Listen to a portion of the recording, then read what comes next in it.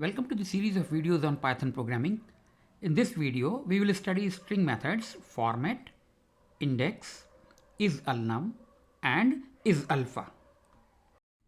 The plan is straightforward. First format, followed by index, then isalnum, isalpha, and few working examples. Suppose str1 and str2 are strings. So as far as format is concerned, its syntax is this: str1 dot format and a set of values. Depending on your requirement, the number of values can be anything. What does this do? It inserts values, these values, into the placeholders. Where are the placeholders? Placeholders are in str1 using index values or key value pairs or simply values. Okay, so it changes the string str1 accordingly. Next is index. Its syntax is str1 dot index, str2 is start and end. What does it do? It returns true, or sorry, it returns the position of str2 in str1 counting from 0. So it will return the position of str2 in str1.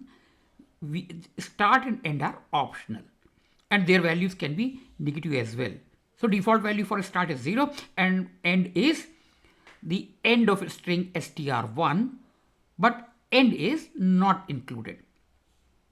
It is just like find, which you might have seen in the previous video, but it raises exception on failure.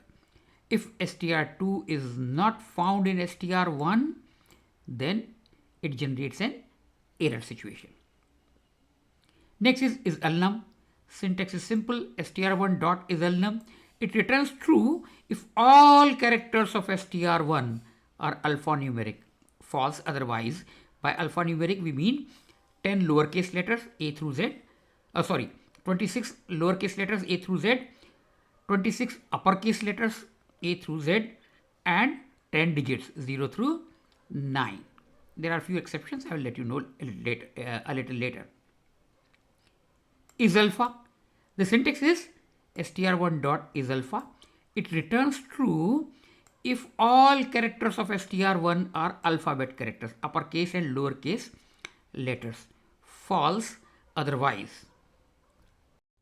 Now let us see some working examples. So let us start Python. I am using this version of Python. So let s be some string be like this. This is nothing but the placeholder. I am typing some string. This is the another placeholder. Say if I press enter, s happens to be like this. Okay, so these two pair of braces, they are nothing but the placeholders. So whatever we type within format function as parameters, they will replace, they will fill these placeholders. So let us see how does it do. S dot format. Now let me write two values, ABC, comma, let it be 30 and not. Now you can see here these two placeholders. So this first value has gone into fill this first one, and second value fills the second placeholder. So I am ABC, I am 30. So here we did not write anything within the placeholders, okay, and we provided two values, so one after the other it replaces in sequence.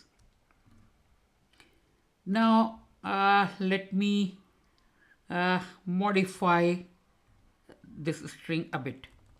So I will write here name of the placeholder, named placeholder we can say. Okay, so this has become like this. Now I will write s dot format. Now this is referred to as name key value pair. So here I will write ABC, then age 30. Now you can see here. So what is the advantage? Advantage is the name of the key is this and its value is this. Name of the key is this, value is this. So advantage is we can give the values in any order. We can write key value pair in any order. In case where the number of values to be supplied are is big, then need not to remember this. We can remember the value to be supplied through name of the value. Okay, so here we can do one thing more, start format. Now let me change the order. It will still work and it will give the same result. Okay, this is the advantage. Okay, now next method I can say is using the index values. So let me modify it a bit. I am 0, I am 1, like this. Okay, so S is this. Now I will write S dot format. Then let me write this. See, same values. So here this list of values separated by a comma can be treated as a list which can be indexed using integers.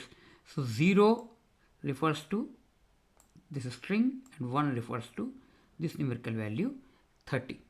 So we can make use of index values also, numerical values, and here if I write like this, yeah, I am 1, this is also possible. Okay, then S dot format. Okay, then change the order, absolutely no problem. This can also be written like this, the same result. Okay, so using 3 different ways we can format the string without naming the placeholders and supply the values directly. Then by making use of placeholders and then supply the key value key value pairs to fill the placeholders. And third one is by making use of index. Now let us consider now the index function. So how are you? Suppose this is my string. Okay, now you can see here. So I will say s dot index. I want to know if it is present, what is the location? 8. So h is at 0, then 1, 2, 3, 4, 5, 6, 7, 8. Okay, it is case sensitive. Okay, so with the s dot index, another value if I want to put is comma 6. What does it mean? It starts from index value or location number 6, that is the 7th location. Okay, so let us see, it says 8. So from here 0, 1, 2, 3, 4, 5, 6, from here it will start searching. Okay, it will find this y, but it is still at location 8. So it will give you the absolute location in the string. Okay, another example I can say here is, let it be some pair of values. Now it says it raises an exception, substring not found. Why? Because this capital Y, it asks it to start from location 4. So 0, 1, 2, 3, 4, 5.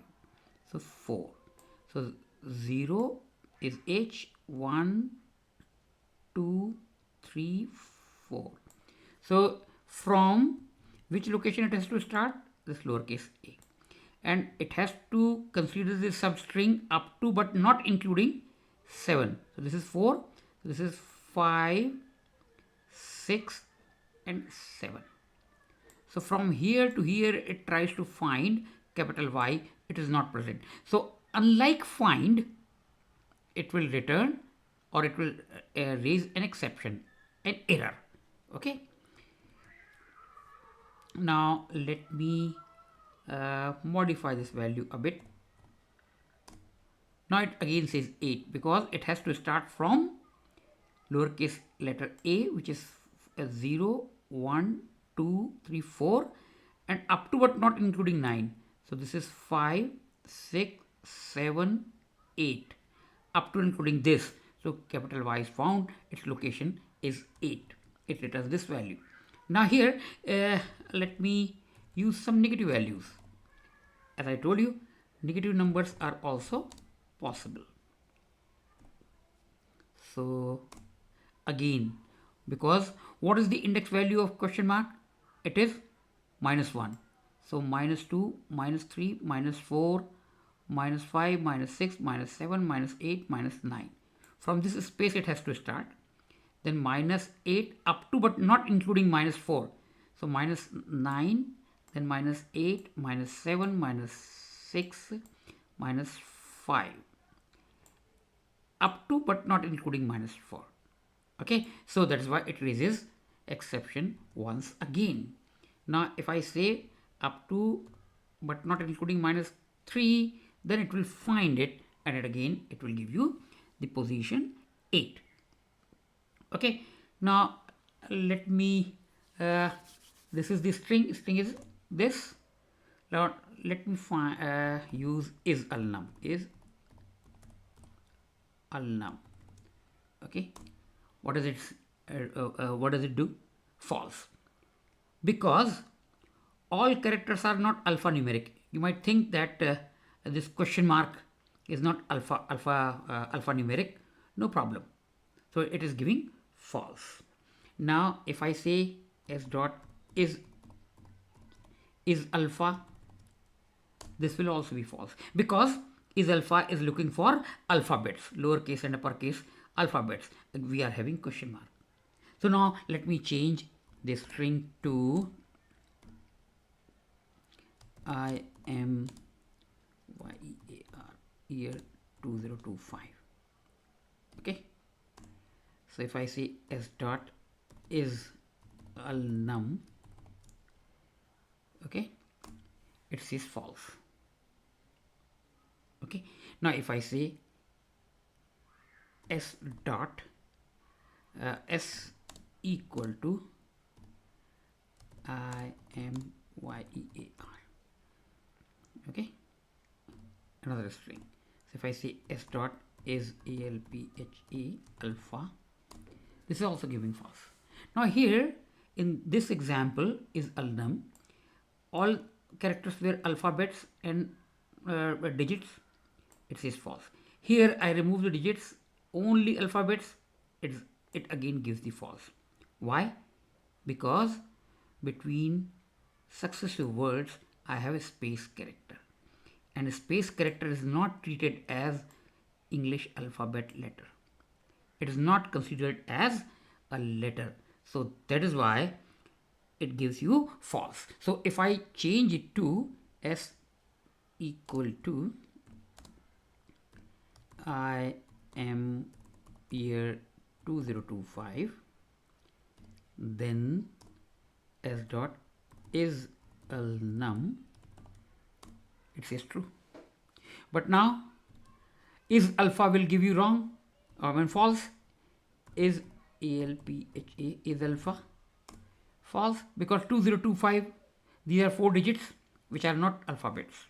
Okay, so if I say s equal to